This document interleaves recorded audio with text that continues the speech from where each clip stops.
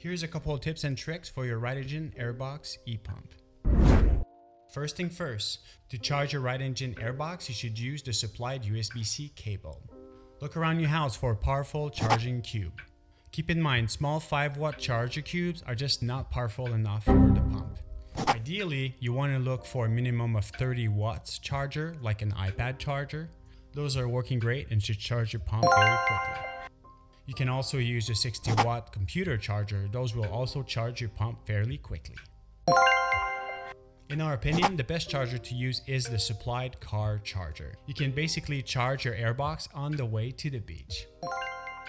Remember, it's crucial to unplug the charger from your pump in order to use it for inflation.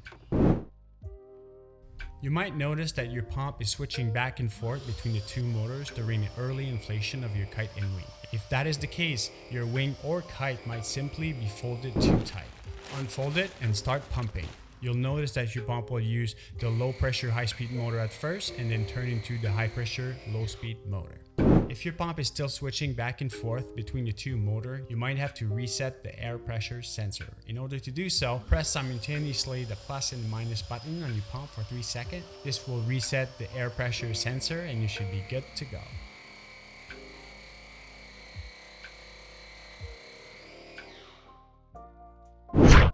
If your pump is not reaching the maximum air pressure, there might be a couple of reasons for that. First one to check is to make sure your hose is connected and screwed tightly onto the pump.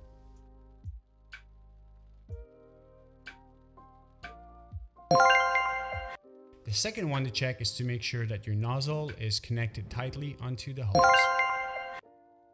Another thing to check is to make sure that you have the proper gasket on your nozzles. We supply multiple gaskets with the airbox. Make sure you're using the right one matching your valve.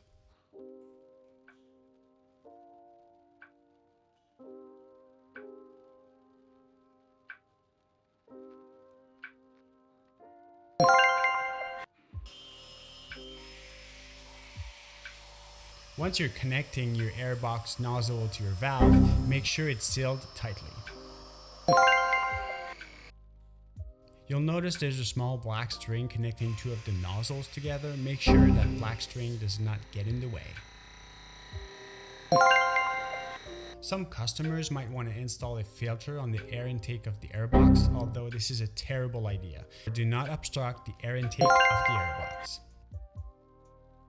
Last but not least, the airbox is not a waterproof pump. It's also important to note that the airbox should be stored in a dry environment. Alright, that's it. Enjoy your airbox.